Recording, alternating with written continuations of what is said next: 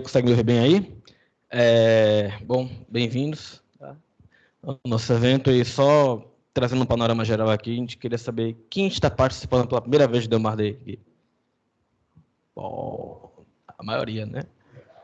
Bom, gente, alguns já participam do nosso evento há um tempo, com os presentes também, e a gente aqui agora tem implementado uma modalidade bacana que é o quiz, né? Que é uma nova forma de interação entre os participantes e os palestrantes também. Tá? E na mesa de vocês podem ver um QR Code aí manhã e tarde, onde ao final de cada turno a gente vai ter um momento de quiz com vocês a respeito das palestras, né, que forem aí ministradas durante o turno. Tá? E aí a gente vai fazer esse quiz com vocês, onde quem aí responder as perguntas de forma mais rápida e assertiva vai ganhar um pequeno prêmio, né, um brindezinho que vocês vão ganhar aí. Tá? Então, aqueles que tiverem alguma dificuldade com relação a quiz, a gente vai estar aqui dentro do auditório dando suporte a vocês, mas isso só vai ocorrer aí ao final do turno, certo? Com relação a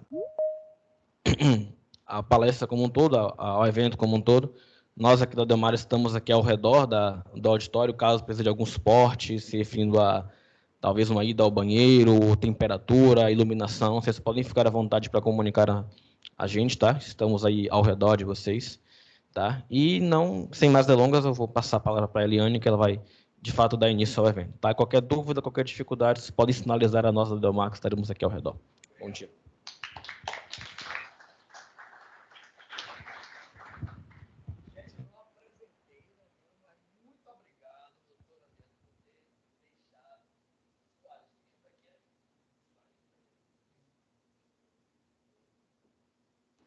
Sua agenda, que é muito difícil, uma agenda apertada, ela ter dedicado esses 2 dias para a gente se sente muito especial por ter tido esse seu envolvimento e acolhido a nossa ideia. Muito obrigado.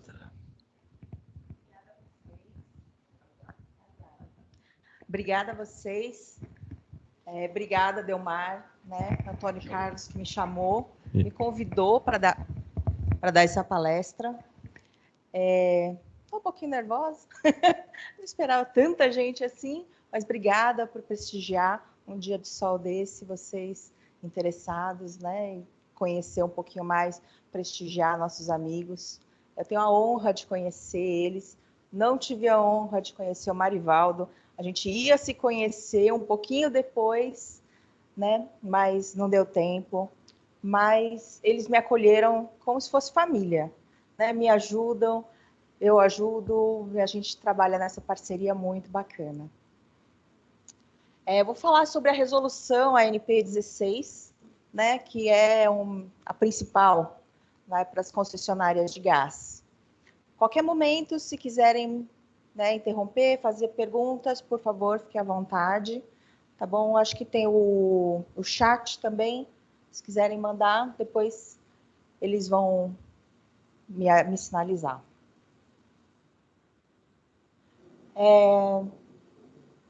Que a resolução ANP 16 está todo mundo familiarizado. Se não tiver, eu vou falar um pouquinho, né? É uma resolução bem técnica, tem bastante texto, desculpe, muito texto, mas é uma resolução.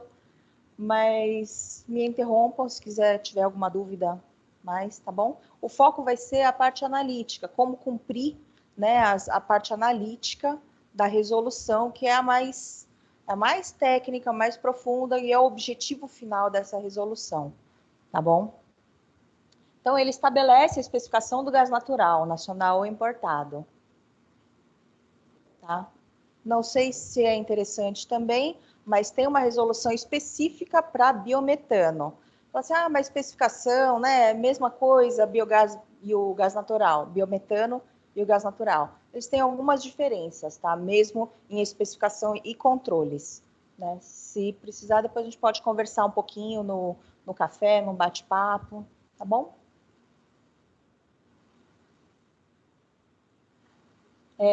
Artigo 1, ele só fala, né, um geralzão, o regulamento técnico que vai falar sobre a especificação, tá? Então, não tem nada. Lista quem deve obedecer, né, quem faz o quê nessa resolução. né? E se quiser ver, ele tem uma... Aqui na frente eu deixei um link,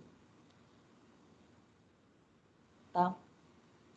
Com a lista de carregadores, lista de transportadores, lista de concessionárias. Tem um parágrafo que ele fala assim, que a comercialização e o transporte pode ter uma especificação diferente da que está descrita na regulamentação, se o cliente e a comercializadora quiserem fazer um acordo diferente. Então, precisa ter esse acordo para não atender aquela especificação.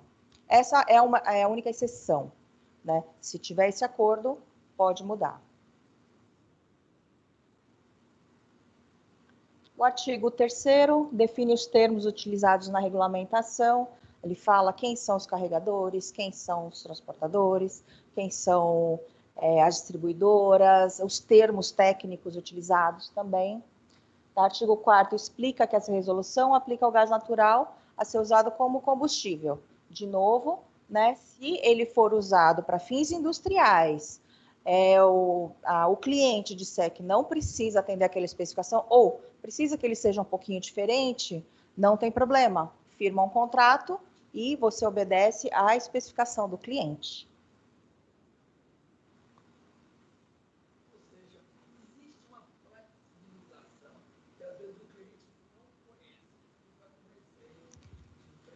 Isso é uma dúvida que as pessoas, as empresas têm, né? Eu falo assim, meu gás natural eu vou usar para aquecimento de caldeira, eu preciso de energia e tal, mas eu não preciso que tenha propano naquela concentração, ou etano naquela concentração, né? Ou eu preciso que o metano seja mais alto, de repente. Então, essa especificação diferente pode ser acordada com o cliente, né? Tem que estar escrito, né? Porque senão a ANP vai pegar no pé, né? Então, ele tem que estar escrito, tem que ter um contrato, um aditivo no contrato, né? Se tiver várias linhas de fornecimento. Então, mas se tiver acordado, não tem problema. Você atende a especificação acordada com o cliente. Tá bom?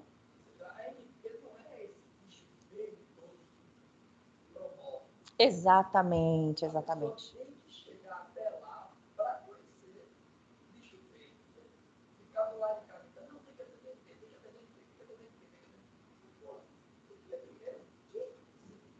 Exatamente. Então, esse é o objetivo, né?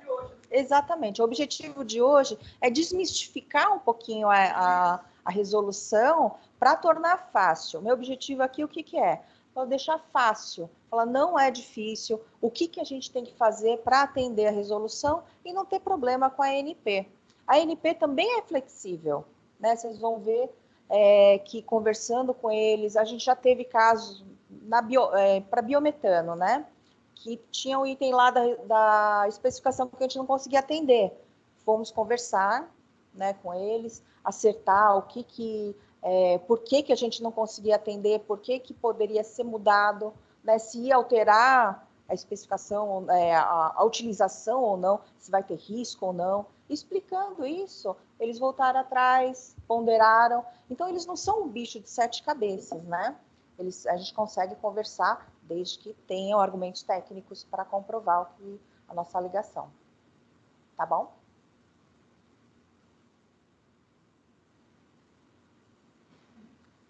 O artigo 5º. O carregador fica obrigado a realizar as análises do gás natural nos pontos de recepção, intervalo máximo de 24 horas, né, a partir do primeiro fornecimento. Então, o carregador, né, a pessoa que paga para levar o gás, ele tem que fazer essa análise. Então, mais importante... Não. Não, né? Tá? Aí tem 3 parágrafos, se olharem a regulamentação, né, numa versão um pouquinho mais antiga, os parágrafos 1, 2 e 3 foram revogados pela outra resolução 828. O transportador fica obrigado a realizar a análise do produto e emitir um boletim de conformidade. Esse boletim de conformidade é importante para as distribuidoras, tá? Por quê? Ele pode ser, alguns itens podem ser usados, né, para compor o relatório que precisa ser enviado mensalmente à ANP. Tá bom? Então, eu tenho a regulamentação. Tem alguém de transportadora aqui? Tem. Da onde?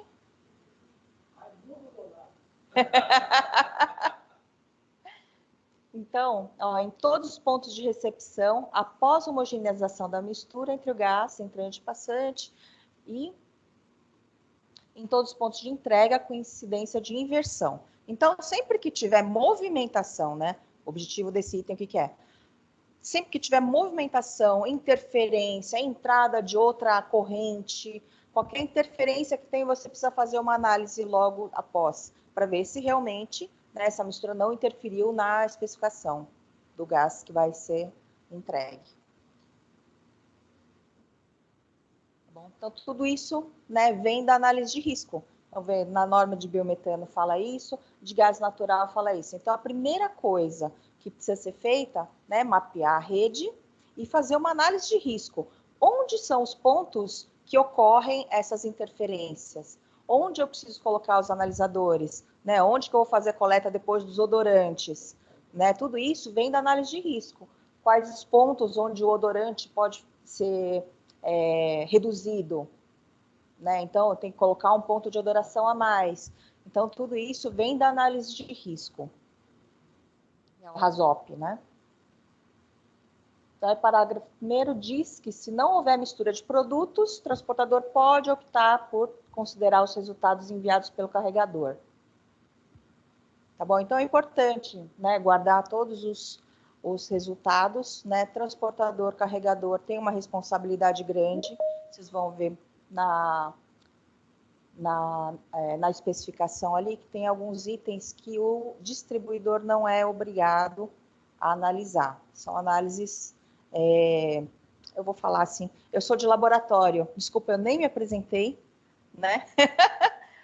O meu nome é Eliane, eu sou química de formação, trabalhei 17 anos na Wet Martins, laboratório de desenvolvimento, controle de qualidade, produção de misturas, depois produção de materiais de referência, tá? Então, eu sou conhecedora da área de análises, né? Análise, propriedade de gases, né? Minha formação foi inteira em gases. Então, às vezes eu vou falar alguma coisa meio técnica, por favor, se não entender, me perdoem e me perguntem, por favor. Tá bom? Então, desculpa, o que eu estava falando? Sobre a especificação. Então, tem algumas análises que elas são complicadas, mas a distribuidora não é obrigada a fazer, porque ele pode usar os dados da transportadora e do carregador, né? Se o carregador e transportador forem empresas diferentes, são empresas diferentes, né? A distribuidora pode usar esses resultados sem problema nenhum, a ANP não vai questionar, tá? Esse anexa ali o relatório de conformidade sem problema nenhum, né? Mas a carregadora tem que fazer essas análises, né? Transportadora na linha de transporte. Exatamente.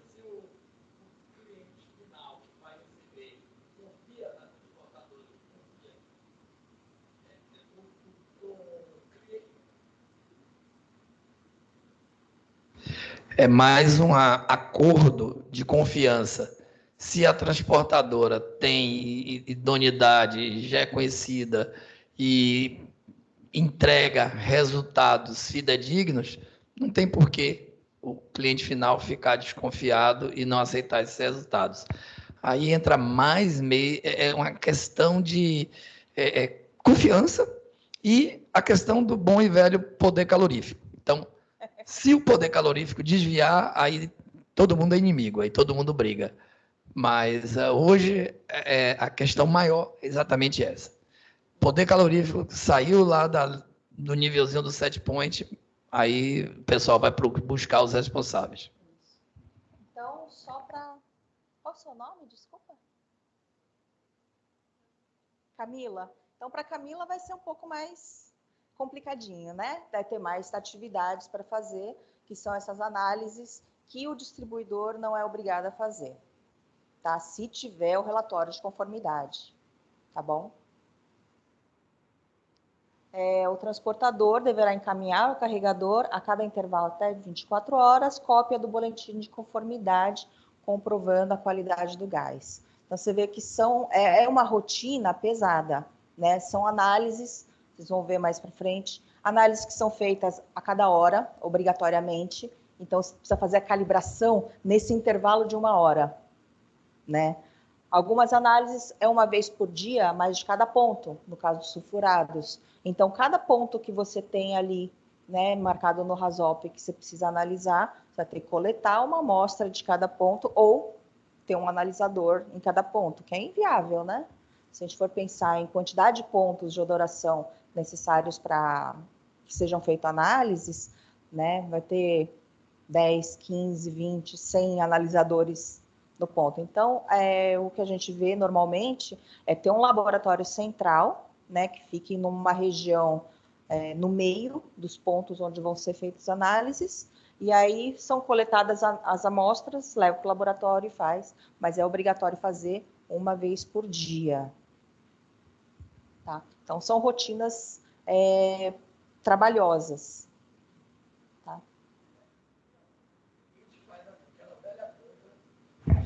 É onde o cliente faz aquela velha conta da viabilidade. É melhor eu contratar um laboratório fora, entregar 30 análises e ele pagar 6, 7 mil por análise, ou é melhor eu comprar um cromatógrafo para ter análise aqui dentro?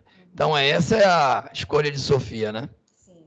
Aí tudo, né, análise de viabilidade, ver o que vale a pena. Hoje a gente entende que não... se não for muito distante, né, os pontos onde precisa fazer análise, talvez vale a pena contratar ter um laboratório central ou um segundo laboratório para atender, mas depende do número de amostra. Então, tudo isso vem da parte de planejamento, né, a viabilidade para viabilizar a aquisição, a montagem de laboratório. O transportador, se solicitado pelo distribuidor, ele tem que disponibilizar o boletim de conformidade a cada 24 horas. Tá? Então, independente se o distribuidor pede ou não, precisa ter o relatório, o boletim. Tá? Então, tem que fazer a análise. A identificação de carregador, transportador, ponto de recepção, instalação de análise. Né, os códigos que têm que ser usados no relatório da ANP, tem um site, né, um relatório eletrônico que tem que ser preenchido todo mês, e aí ele cita os códigos que devem ser usados para esse relatório. Tá, tem o link aqui. Eliane, desculpa interromper mais uma vez. Cândido chegou aí? Cândido está aí? Não, Cândido é uma pessoa que a gente conheceu que tem uma empresa que faz exatamente isso. Esses relatórios para a ANP, ou seja, ele faz a compilação dos dados para levar até a ANP. O cliente não quer, às vezes, ter esse trabalho. Então, existem empresas com softwares desenvolvidos só para isso. Desculpe. Facilita muito a vida. Era propaganda de Cândido, mas ele não chegou a tempo. Se você estiver em casa vendo online, Cândido, aí já deixa minha cerveja aí separada.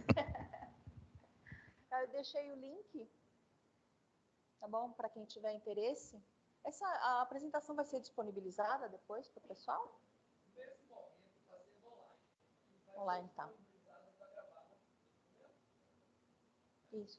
Eu deixei o link. Quem tiver curiosidade, quiser dar uma olhada. A ANP poderá submeter os laboratórios à auditoria de qualidade. Então, em São Paulo, nós já temos a obrigatoriedade dos laboratórios serem acreditados, SEGECRE e Metro.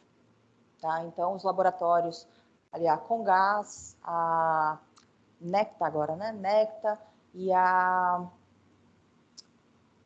de Sorocaba, a Naturgy, isso, também mudou o nome também. Então, essas três, elas já são obrigadas a analisar, a ter o laboratório acreditado. Então, se não tiver, está fora das regras, mas isso é uma coisa da Arcesp, né, do órgão de São Paulo. A tendência é que os outros estados também sejam, né, obrigados a serem acreditados, porque você melhora a confiabilidade do laboratório, você não precisa submeter, né, a auditorias constantes. A gente sabe que o Inmetro não tem gente suficiente para colocar em campo, lá fazer auditoria frequente, né, são análises, são laboratórios muito específicos, análise de gases, não tem especialistas também, né, em análise de gases para fazer auditoria técnica, né, isso é uma coisa sabida, eu sei porque eu sempre pleiteei mais auditores, né, com o pessoal do Inmetro, e falar, vai abrir vaga, mas nunca abre.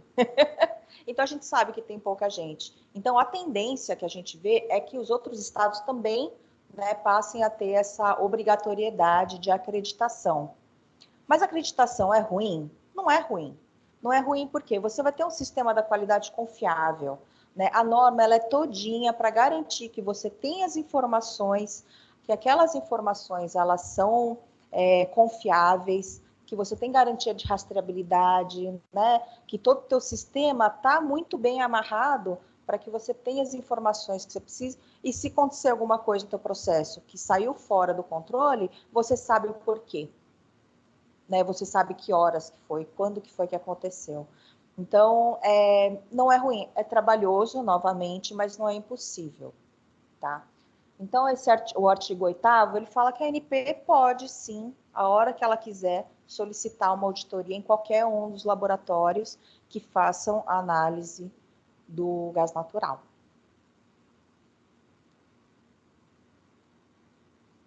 Artigo 9º foi revogado. Artigo 10º, a odoração do gás natural deverá ser realizada no transporte de acordo com as exigências previstas durante o processo de licenciamento ambiental. Também faz parte do RASOP. Né? Então, o início de tudo é o RASOP. Mapeia toda a rede, vê os pontos de interferência, onde tem que colocar analisador, onde tem que colocar ponto de amostragem, quais vão ser, né, os pontos de amostragem. Tá bom? Então, vem tudo isso aqui, do RASOP.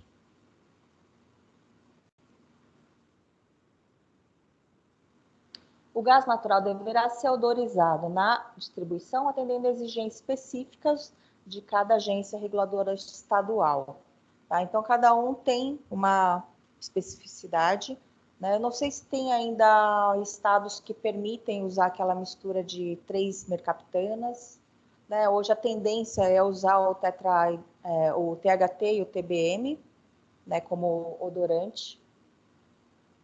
Falar que o padrão usado para esse análise de odorante THT e TBM foi meu primeiro trabalho, meu primeiro projeto solo para desenvolvimento do padrão nacional, porque até então não tinha padrão nacional desses odorantes, e foi meu primeiro projeto como estagiária. Foi muito legal, foi em parceria com a Congás.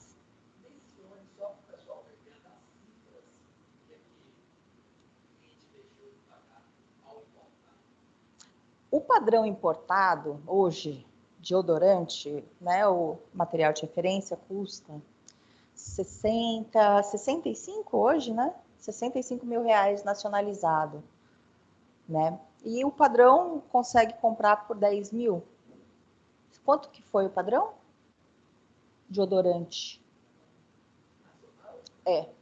O nacional, o último foi... Padrão nacional, depende, obviamente, do volume, mas 0,89, a gente tem comprado ele em torno de 12, 13 mil reais. 0,89 metros cúbicos. Quando eu desenvolvi, era mais barato. Mas foi uma economia de mais ou menos 70%. A gente está falando do padrão de odorante. O padrão de composição de gás natural é um pouco mais barato. Aí já é coisa de 4.200, 4.500 reais. É só uma curiosidade, porque como foi o meu primeiro... Não, exatamente. E essa curiosidade que eu queria compartilhar com o pessoal que talvez não tenha ideia dos números, mas, assim, ele pagava 80 mil, 90 mil para os padrões britânicos. Um dos objetivos, né, do meu estágio, do meu trabalho lá, era nacionalizar padrões. Então, esse foi o meu primeiro projeto solo, né? Tinha acompanhado outros, mas esse foi o primeiro solo que eu fiz desde o começo até o final. Oi?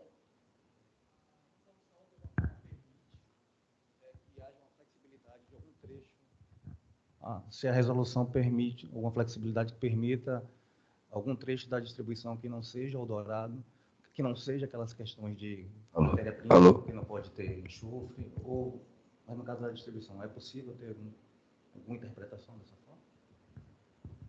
Sim, daqui um pouquinho para frente, na apresentação, tem essa exceção também, porque tem algumas aplicações de gás natural que a presença do sulfurado, né, do odorizante, ele não é bom, porque processos de polimerização, alguma coisa assim, pode ser que não seja bom. Então, o cliente solicita que seja entregue sem odorante, senão ele vai ter que colocar uma estação de purificação.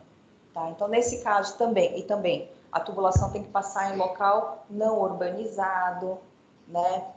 Porque se ocorrer vazamento, não vai ter como detectar, né? Então, tem umas regras para isso, mas é possível sim. Sim. Sim, se passar em área urbana, se for entregue para consumidor residencial ou para combustível para carro, eles precisam ser odorizados. Pessoal, quando vocês pedirem a pergunta, só para a gente auxiliar o pessoal que está de casa online, viu, Péricles? É só a gente se identificar para a galera que está poder acompanhar online.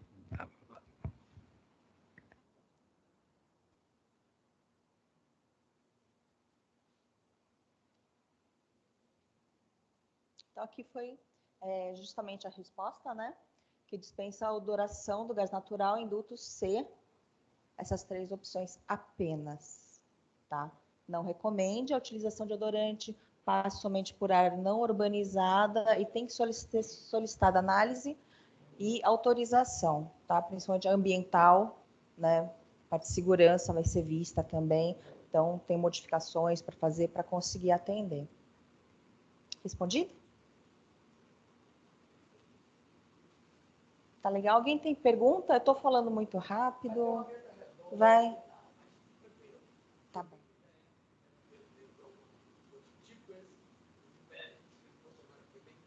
Sim.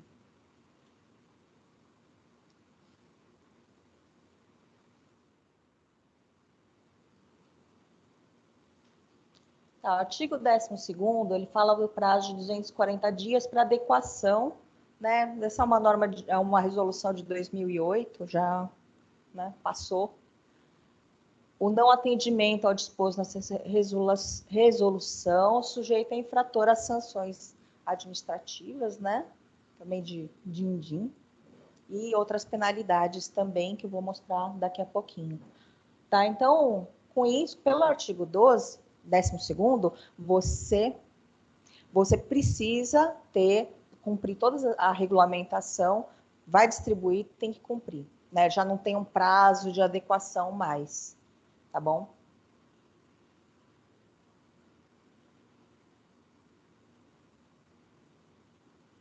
Então, aqui são algumas sanções que podem ser sofridas. Tá? Então, não dispor de equipamento necessário à verificação da qualidade. Então, você não tem o analisador, você não tem a válvula correta, você não tem como fazer essa análise, você pode sofrer uma multa de 5 a 50 mil reais. Então, a gente tem que ter equipamento, e não é só ter equipamento, tá? Tem a resolução é bem clara, você tem que ter sempre um equipamento funcionando. Você faz análise de composição, né? Você precisa fazer uma a cada hora. Enxofre, você tem que fazer um por dia de cada ponto, né, descrito que você vai fazer. Então, se você quebra o equipamento, o que você faz? Ah, NP, meu equipamento está quebrado, não vou conseguir fazer. É multa. Então, se você não tem uma redundância o que é? Um segundo equipamento, espelho, para conseguir suprir essa análise, é multa. Né? Não ter o equipamento não é desculpa para não reportar resultados, tá? Não enviar o formulário no prazo, os resultados no prazo, é multa também, né? Então, eu falo assim, minha internet caiu. A pessoa que faz o reporte estava doente no hospital, não pôde fazer. Também não é desculpa. Tem que ter um plano de contingência, né? Se a pessoa que faz está doente, você precisa ter uma segunda, terceira pessoa que possa fazer esse reporte no prazo, né? Um equipamento, o computador. É só esse computador que faz? Tem que ter um segundo computador, né? Então, você tem que ter um plano de contingência. Também faz parte do RASOB, você prevê esse tipo de coisa, tá? Comercializar gás natural em desacordo, né? Também tem multa. Então, você precisa ter monitoramento em tempo real. Então, a cada hora, você tem lá a análise feita em campo, mas você precisa ter o resultado na hora. Porque se acontecer algum problema em alguma linha, você tem que interromper na hora. Você não pode fornecer produto fora de especificação, né? Então, você precisa ter essas informações na hora, você tem que trazer as informações até você. Porque se você falar para o inspetor que, não, eu vou até lá olhar o resultado, né? Ou alguém vai lá olhar e depois me passa pelo WhatsApp o resultado, não é aceito. Você precisa ter como tomar uma ação rápida. Tranquilo? Perguntas? Obviamente, eu, né? Então, o que faz variar tanto ali de 5.000 a 50 é a criticidade da coisa, o cara tá realmente dando uma de Zé Ruela sem olhar, ou sem atenção. Pode ser na lei. Acho que está no slide anterior. Nessa lei aqui, ele fala sobre os valores, aí ele fala da criticidade também. Aí ele tem todo um texto, né? Ele tem todo um descritivo ali. Então, falar, na primeira ocorrência, a multa pode ser de 5.000, mas na segunda, na terceira, vai aumentando. Ou se a gravidade, né, do não ter o equipamento, eu fiquei 2 semanas sem analisar, não, vai 50.000, né? Então, tudo depende da frequência e da severidade. Tá? Então, a resolução entra em vigor na data e revoga-se a portaria 104. Agora, a parte que é legal. A gente vai falar aqui do regulamento técnico que fala da especificação do gás natural. Tem uma nota explicativa, tá? Explica as características físico-química e composição do gás e por que a gente tem que analisar o H2S, CO2 e água e por que eles são controlados, por que ele tem esses limites. Esses são parâmetros de segurança, não são muito de qualidade, porque se estiver em excesso, eles podem acelerar a corrosão das tubulações, válvulas e tudo mais. Então, eles precisam ser não só monitorados, como controlados, né, dentro do limite. São itens de segurança. Sistema de unidades, né, a regulamentação fala para você usar o sistema internacional, mas a gente vai ver que a concentração está em miligramas por metro cúbico. Ele é uma unidade de concentração do sistema internacional? Não é. Tá? Sistema internacional, ele fala para concentração, a gente usar a relação molar, né? ppm molar, porcentagem molar, tá? Mas por que a resolução traz em miligramas por metro cúbico? Porque fica mais fácil, né? Mais imediato de reconhecer. É uma transição também, sempre foi usada assim, né? Dá a ideia de grandeza muito mais fácil, né? Para o usuário, para as pessoas que vão controlar, estão controlando o processo, qualidade. Então, por enquanto, ele foi mantido. Mas, né, tenham em cabeça que o correto seria a relação molar. Tá bom? Mas as outras unidades, né, Joule, a pressão eles falam em Pascal, temperatura em Kelvin ou graus Celsius. Normalmente a gente vai ver em graus Celsius. A condição de referência sempre, né? 293,15 Kelvin, que seriam 25 graus Celsius, 101,325 kPa, que é uma atmosfera. Tá? Então, nada muito diferente, em base seca. Base seca quer dizer sem água. As normas aplicáveis. A regulamentação, ela pede as normas ASTM, ISO e a BNT. E também tem um item assim, bem enfatizado, que incerteza não deve ser confundida com tolerância.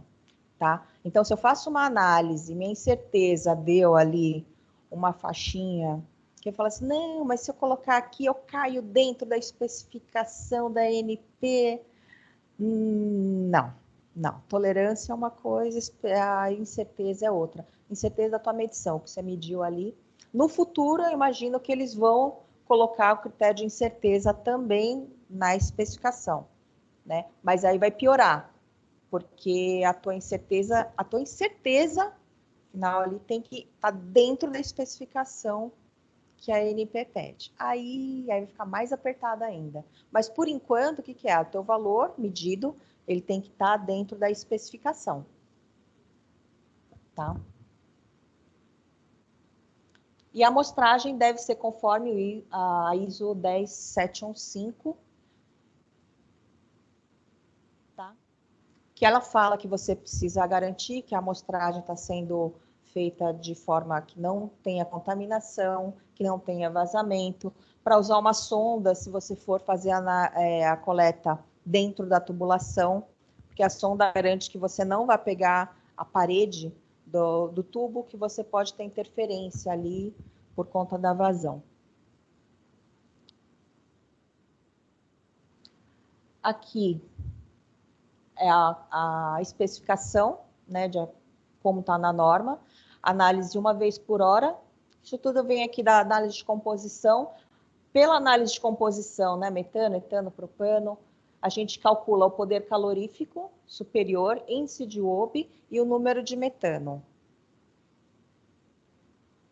Aqui também a análise de composição, sai tudo numa análise só, né, uma análise cromatográfica, né, se vocês forem ver todas essas normas aqui, todas elas falam sobre cromatografia gasosa, então é uma obrigatoriedade, né, na resolução da ARCESP, ele já coloca direto lá por cromatografia gasosa, mas se a gente for ver essas normas, todas elas são. Por que tem que ser por cromatografia gasosa?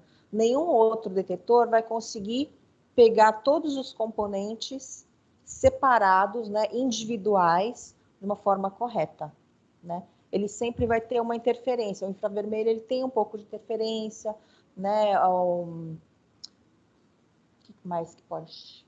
É o que eu sei de infravermelho hoje, assim, que pode ser utilizado, né, para composição, mas ele vai sofrer algumas interferências. Tá? Então, cromatografia gasosa vai separar todos eles para a gente poder calcular os parâmetros de energia.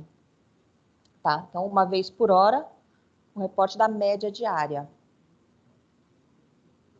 Tá? Oxigênio, ele pode vir, né, do relatório, do boletim de conformidade, porque o oxigênio não é um componente que é esperado que tenha no gás natural. Se tiver, ele vem de algum vazamento. Tá? O gás natural, normalmente, ele não tem oxigênio. Tá bom? Então, se aparecer, né, vai ser no transporte, aí você pode pegar o resultado do boletim de conformidade. Enxofre total, né, e gás sulfídrico podem ser feitos na mesma análise. Existem analisadores que analisam separados, né, mas a gente pode pegar numa corrida só o gás sulfídrico, H2S, sulfeto de hidrogênio, e o enxofre total. O enxofre total vem do quê? Pode ter algumas contaminações baixas que vêm do gás natural, um dimetilsulfeto, alguma coisa assim, né? E o odorante, que é o principal objetivo dessa análise. Tá bom? Aí tem algumas normas que você pode usar. Vocês vão ver que na resolução tem 2 normas que foram canceladas na ISO. Né? Se você entrar no banco da ISO, as 2 vão estar canceladas. Tá? Por quê? Porque elas foram incorporadas na 19739. Se olhar ela tem vários... Ela fala da análise cromatográfica em si, depois ele fala sobre vários detetores. Né? Então, todos esses dois, né, de potenciometria e o de combustão, eles foram incorporados nessa norma. Né? Como o SCD também foi, tem fotométrico de chama, então tem vários detetores lá, né, que foram englobados nessa norma. E o gás sulfídrico, ele fala também, né, ele só fala a ISO 6326 que está cancelada, né, mas ela fala da 5504, que é SCD e detetores alternativos, tá? Então, a gente tem uma ASTM e tem uma ISO, né, que eles englobaram vários detetores numa norma só para facilitar o usuário. Né? O usuário fala assim, a minha acreditação é pela norma de potenciometria. Fala assim, mas eu comprei um analisador, um SCD, eu tenho que comprar outra norma, eu preciso mudar minha acreditação também? Né? Você pode fazer só uma extensão. Você não precisa mudar toda a norma, comprar uma outra norma. Você já tem a norma lá. Né? Você pode prever também, deixa já escrito, já deixa lá preparada. Então, é para facilitar. Não precisa comprar muitas normas, juntaram tudo em uma só. Você escolhe a que for mais apropriada, mais fácil para você. Só uma parte aqui. A NBR já está englobando essas normas e criando a própria norma dela, ou seja, a BNT ela se reúne com esse sentido, né, de ficar dependendo menos das normas internacionais e ter a nossa norma em português aqui tudo direitinho. Isso é uma briga. Eu faço parte do grupo da BNT, do CB09, que produz as normas, revisa, né, as normas para gases inflamáveis. Tá? Hoje a gente está trabalhando com foco em biogás e biometano, né, siloxanos, e vamos passar para VOCs. Mas a gente fez, né, eu participei do grupo que fez a 14903 e a de enxofre também. Desculpa, eu sou péssima com números, tá? Mas a de enxofre também. A intenção, o que é? Primeiro, ter uma norma em português. Né? Se você não tem uma norma em português, você não pode exigir, né, do teu funcionário, do seu técnico, do teu pessoal, que leia uma norma em inglês. Né? Se você colocar na descrição de cargo, tudo mais.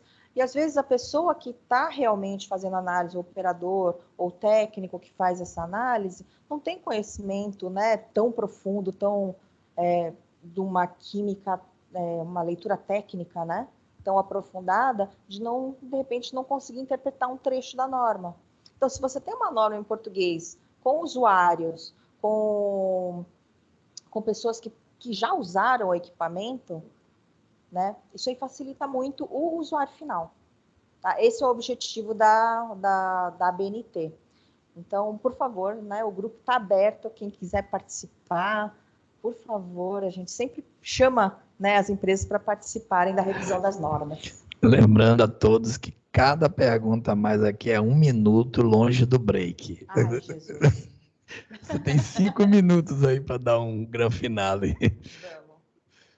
Então, oxigênio, a gente vem pelo boletim de conformidade.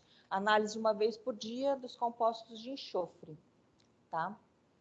Que eu coloquei um pouquinho, né, os detetores, os principais que estão presentes nessa norma.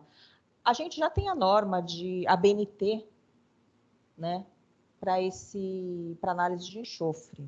Né? Na regulamentação para biometano, ele está presente, né? Mas não revisaram ainda para colocar ela aqui.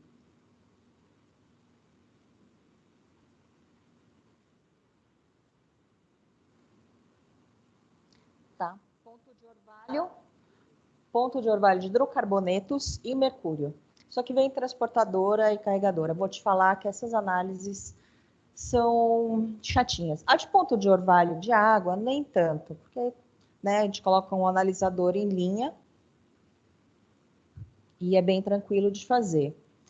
Geralmente é um gás bem seco, gás natural, se não tiver vazamento, se não tiver pontos ali de corrosão, pingando água, geralmente ele é muito seco, né, com um ponto de orvalho ali, menos 40, muito fácil.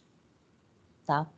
Ponto de orvalho de hidrocarbonetos, né? No slide um pouquinho para frente, vou falar um pouquinho, mas não é uma análise usual também de ser feita, né? O nosso gás natural, ele é bem, como eu vou dizer, seco, ele tem a presença maior de leves, não costuma ter muito hidrocarboneto pesado, então normalmente essa análise não vai precisar ser feita. E a de mercúrio, que é bem chata, né? Então, a amalgamação, né, a adsorção química com iodo. Então, é uma análise que a transportadora tem que fazer, mas, né, a distribuidora não é obrigada. Ela pode usar o relatório, o boletim de conformidade. Oi. Pedindo ponto de orvalho de hidrocarbonetos. Não sei se a norma está mudando, a ANP está pedindo alguma coisa, mas está meio que febre o negócio. Todo mundo querendo saber. E aí muda bem o equipamento. Sim, sim, a gente vai falar, eu vou falar um pouquinho quando que a gente precisa analisar o ponto de orvalho de hidrocarbonetos.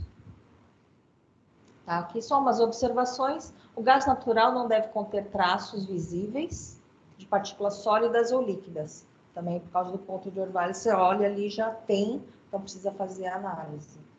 Tá? Limites especificados também, mesma coisa. Tem alguém de Urucu aqui? Não, né?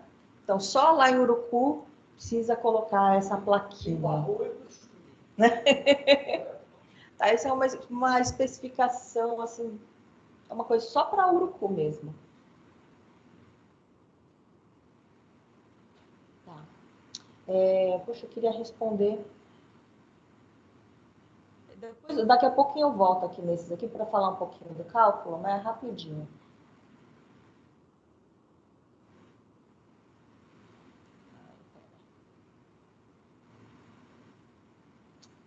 Posso responder daqui a pouquinho? Eu juro. Hã? É. Mas pode pular. Eu vou chegar lá, mas eu vou te responder.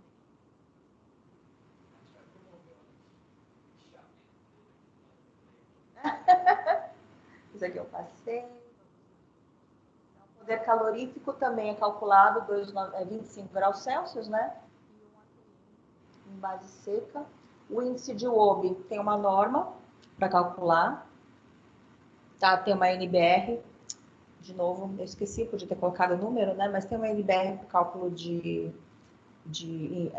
poder calorífico, índice de Wob, tudo isso. Foi desenvolvida também uma planilha para calcular, você entra com a concentração, ele já foi desenvolvida pelo pessoal do CTGás, né? O pessoal do Marcílio lá, foi muito bacana, só entra com a concentração, ele já calcula todos os parâmetros, planilha validada. Eu não sei se ele está disponível ainda para o... Tinha um link que foi distribuído para quem quisesse a planilha, né? Mas quem quiser, me manda um e-mail, me manda um WhatsApp que eu posso ver se ainda está disponível. Eu tenho a planilha, para quem quiser, posso passar, era distribuída, né? De pedir para o pessoal lá do CTGás, eles enviavam para quem precisasse, uma forma bem fácil. Tá? Mas é um cálculo bem simples, você usa o poder calorífico e a densidade apenas. Né, mas tem que calcular a densidade, você entra com vários parâmetros. Lá na planilhinha ele trazia tudo na hora, bem rapidinho. O número de metano, né, que não tem na norma, mas ele traz na resolução.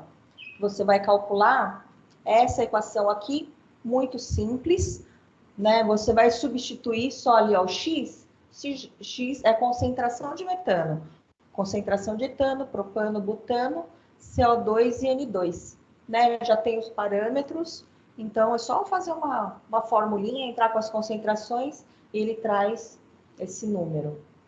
Aí, com esse valor do número de octano, a gente calcula o número de metano, tá? Então, é só pegar esse número resultado aqui, multiplicar por 1,445, subtrair 103,42. Então, não é um cálculo difícil, né? Você tem a concentração, joga nessa equação, depois joga ali e você tem o número bem tranquilinho. Parece um número chato, né? Parece uma equação grande, mas é bem simples. Você tabula isso no Excel bem facinho. Tá? sempre. A fração molar, vocês vão ter um pouquinho de dúvida só, tá? Você tira ele porcentagem, é um número puro. Desculpa, 5 minutos você me concede?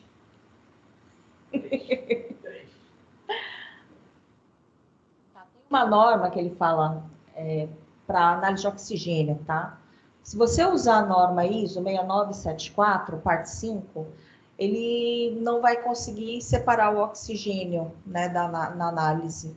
Né? Na cromatograma você vai tirar e ele não vai aparecer o oxigênio, que ele vai se misturar com outros componentes. Então, nesse caso, você pode usar o do carregador. Mas normalmente não vai ter, tá? Normalmente não tem. Então, a gente considera que o oxigênio está numa concentração baixa e vai entrar na incerteza do nitrogênio.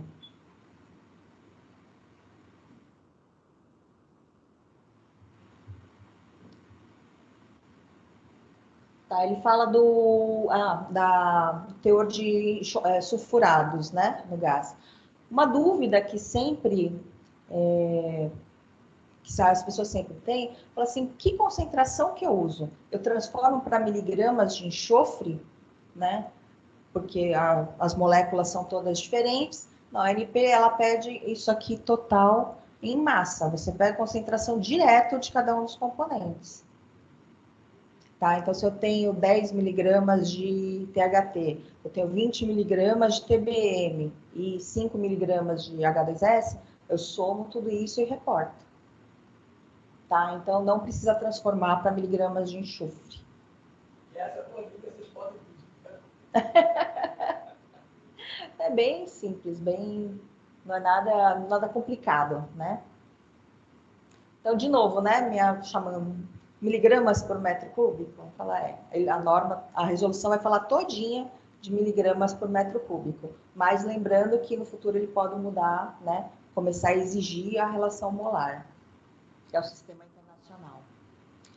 Teor de água você informa em graus Celsius, né? Tem alguns analisadores que é em ppm, você precisa fazer a conversão.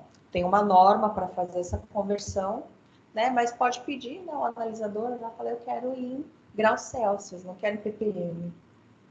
Tá bom? Mas dá para fazer a conversão. Vamos lá. pOH, que é a dúvida, né? Quando que a gente tem que analisar pOH? Eu fiz análise cromatográfica ali da composição.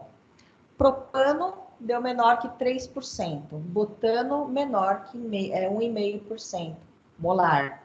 Né? Deu isso? Dispensa pOH. Não precisa fazer. Então, se tiver essa justificativa, não precisa fazer análise. Ah, não. Um deles deu fora. Né?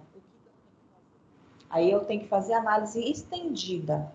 Análise estendida, ele vai até C9, né, para poder pegar todos eles separadinhos. É uma análise mais chata, bem mais demorada também, porque você precisa conseguir separar todos os isômeros que vêm para frente, né? Então, você faz essa análise, né? Deu certo ali o PTC menor que ponto de orvalho menos 5 graus, tá? E você reporta o pH sendo esse valor desse PTC nessa análise aqui, da análise estendida. Então, aí tem que determinar o pH pela ISO 6570, que é aquele de condensado. Então, são análises mais chatas de fazer. Normalmente, a gente vai cair nesse primeiro caso aqui. Dificilmente passa desse teor, certo? Ou não?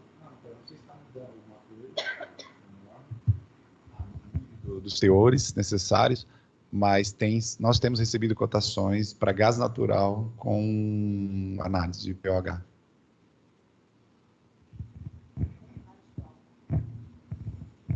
Olha, não tenho muitos questionamentos de pOH, justamente porque a concentração é baixa, né, de propano e de butano. Normalmente abaixo disso, então falando, então não preciso, esquece, vamos para frente.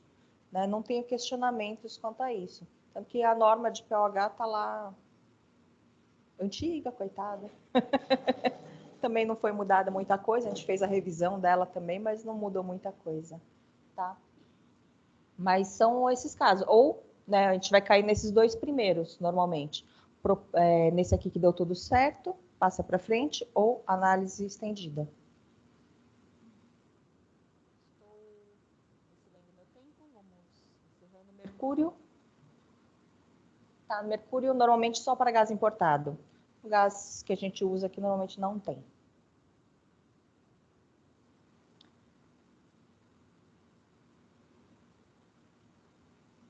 Então, aqui ele fala sobre a documentação que você precisa ter, como que deve ser feita essa documentação, né? O certificado de qualidade, boletins de conformidade, você tem que guardar por 12 meses, né? Então, todas as análises, 12 meses. A Arcesp pede para a gente em São Paulo 5 anos. Tá? Tem que ser enviados por meio eletrônico até o dia 10 do mês seguinte, né? Se não mandar, se passar dessa data, pode sofrer multa. Tá? E os certificados boletins têm que ser assinados por algum profissional da química, com CRQ, pode ser um técnico, pode ser um engenheiro químico, né? Mas porque o CRQ pode invalidar. Oi.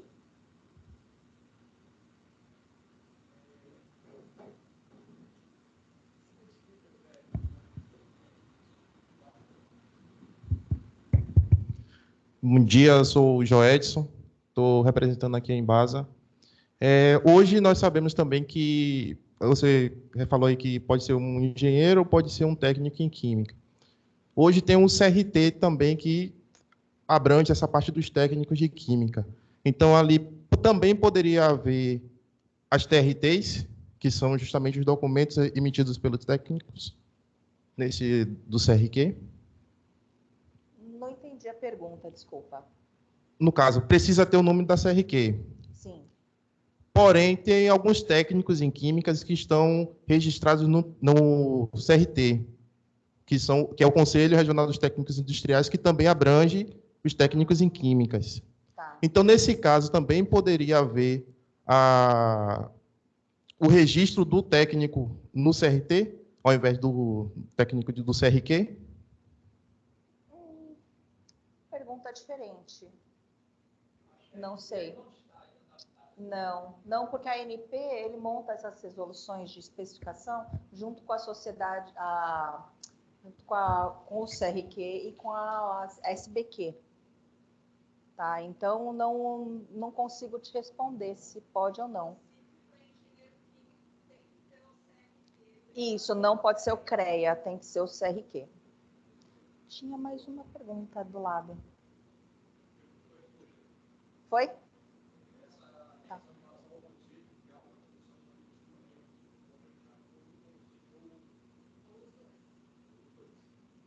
Todas as empresas que envolvem análises químicas, processos químicos, podem sofrer fiscalização do CRQ, né, de cada região. E eles podem questionar realmente se pode ou não. Fala assim, mas é um engenheiro, você tem CRQ ou não? Fala, não, eu quero que tenha alguém com CRQ para fazer análise, porque isso é atribuição da área química. Né? Então, é uma briga.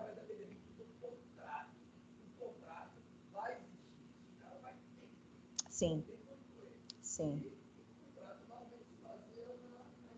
Sim, e para análises, né, já deixaram, o SBQ já deixou bem claro que precisa ter um CRQ. Então, eu imagino que, se não tiver atribuição ali de análise, de repente conversar com o pessoal do CRQ para ver se realmente pode ser aceito, né, esse de técnico industrial. Se tiver nas atribuições análises, talvez possa, mas eu não sei te responder. É uma coisa meio nova para mim. Tá bom?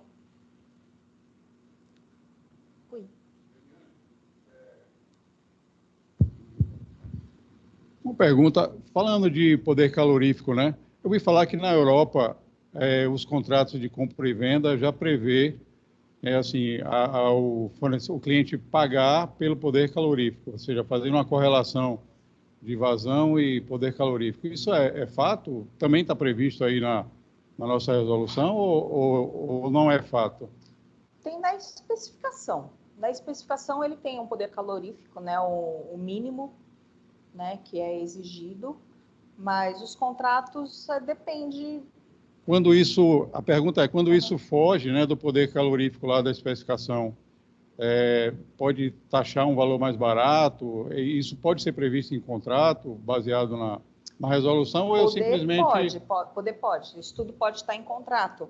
Teu cliente pode exigir. Fala assim, eu preciso que seja no mínimo tanto BTU, pode multar. Ó. Então, na verdade... isso pode ser passível de contrato, mas depende tudo do contrato. A multa, muitas vezes, ela é até injusta, né? Porque, assim, o produto já está lá muitas vezes, até quando é por tubovia, ele já está sendo até consumido.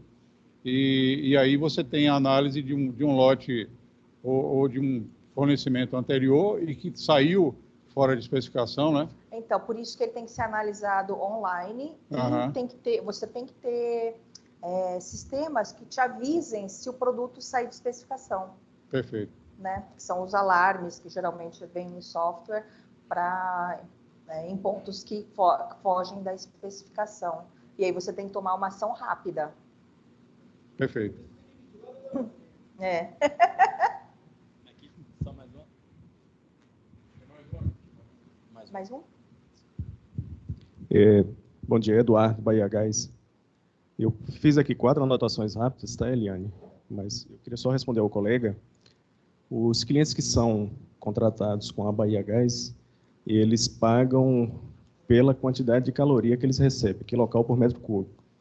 Então, como existe a resolução que disciplina essa faixa de poder calorífico, esse gás ele passa por um processo de correção. Então, a gente mede pela quantidade de energia que é entregue ao cliente final. Só 2 contribuições para não me alongar muito. Com a publicação da nova lei do gás, né, houve a possibilidade de abertura de mercado. Então, surgiram os consumidores livres. A Bahia Gás, inclusive, ela foi pioneira nesse processo. E a questão da odoração, quando ela é um processo assim, que ele é isentado quando da solicitação do usuário final. E esse regramento ele tem que ser solicitado à agência reguladora, no nosso caso é a Gerba, e isso fica disciplinado em contrato. Então, existe um dispositivo em contrato em que essa possibilidade de não odoração ela é acatada pela distribuidora, desde que esse requisito seja atendido preliminarmente e que se atenda às resoluções que disciplinam esse processo relacionado ao consumidor livre. Nós temos aqui, Aline, com esse processo de abertura de mercado, também na outra ponta do processo, a Bahia Gás hoje tem cerca de 11 ou 13 supridores, não é isso, César? Então, a gente recebe, acho que 11 supridores diferentes, né? 9 supridores diferentes. Então, assim, a variação da molécula, ela é significativa, e dentro desse processo de acesso às infraestruturas, com o processo de abertura de mercado, infelizmente, assim, nem todos conseguem acessar as unidades de processamento de gás natural, onde é feito o processamento e, propriamente dita, a especificação. Nós temos um supridor que já avançou dentro dessa etapa, e eu acho que o único supridor, especificamente, assim, que ele está avançando nesse sentido, mas assim, a Bahia Gás consegue entregar ao mercado um gás atendendo a especificação que você apresentou, atendendo a resolução que você apresentou.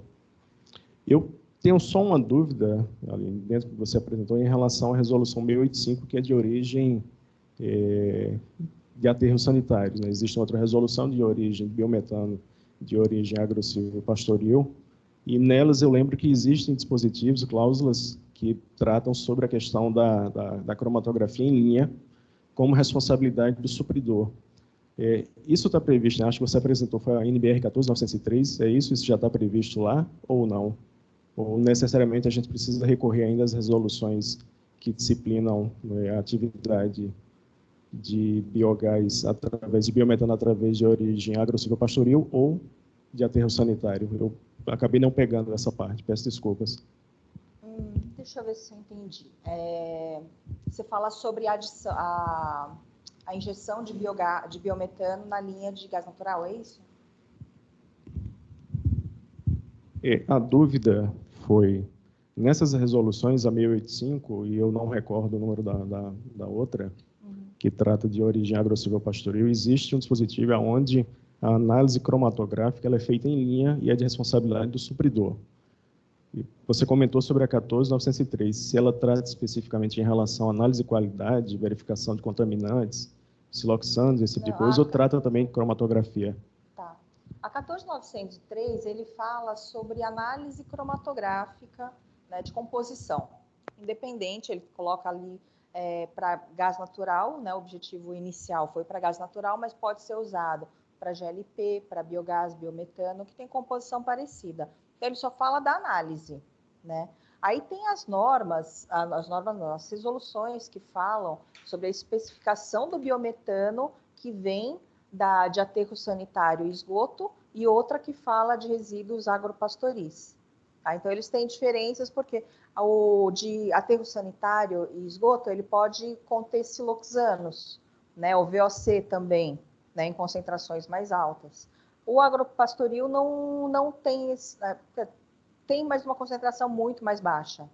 Tá? Então, tem algumas especificidades, mas a responsabilidade, né? O que eu entendo, o que a gente entende hoje, que a responsabilidade de ter o gás analisado e atendendo a esse requisito é do produtor do biometano, né? O aterro que está fazendo, ou a cooperativa que está fazendo ali no agropastoril, a responsabilidade de entregar o produto dentro da especificação da resolução respectiva ali são desses produtores, né?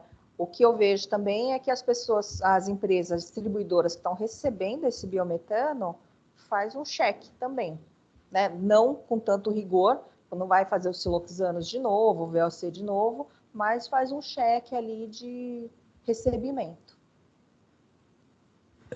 Eduardo, muito obrigado pela pergunta, foi massa, foi muito bom. Eu vou ter que, infelizmente, interromper, pedir para você fazer uma finalização, porque a gente passou muito do nosso horário. Eu já previa, com você é demais, você fala, mas eu acredito que tenha sido bastante. Atira o almoço, né? Pronto, boa ideia. Vamos na hora do almoço a gente vai para a praia. Bem, eu vou pedir para você apenas encerrar. Eu vou pedir ao pessoal desculpa para a gente não fazer essa primeira mesa redonda. Eu prometo a todos que tiverem questões nas folhas de avaliação, coloquem essas questões. Vou pedir desculpa ao pessoal de casa, que já tem gente mandando chat, mandando pergunta aqui pela online, mas a gente vai ter que interromper, senão vai prejudicar muito o andamento do restante do evento. Eu queria agradecer, Eliane. Por favor, Eliane, faça as suas palavras finais, por gentileza. Queria agradecer, me perdoem pelo tempo, realmente o assunto, eu gosto de falar dela, né? A parte analítica eu gosto também. Queria agradecer a atenção de todo mundo, se tiverem dúvida, né? Aqui só o finalzinho, era só para falar algumas normas complementares, resoluções complementares. Tá, portaria. Oi? 188 é da... Eu sou péssima com ninguém, desculpa.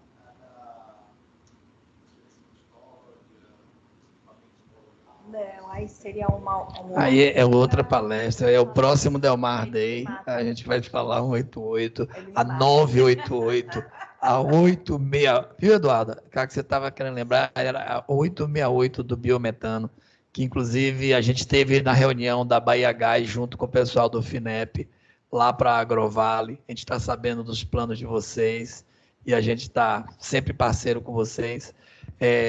Só lembrando que a doutora Eliane vai estar com vocês amanhã, e essas perguntas eu queria que você tivesse presente, Eduardo, juntamente com o César, se fosse possível amanhã, porque essas perguntas que ela não pôde prolongar mais, ela vai responder na ponta.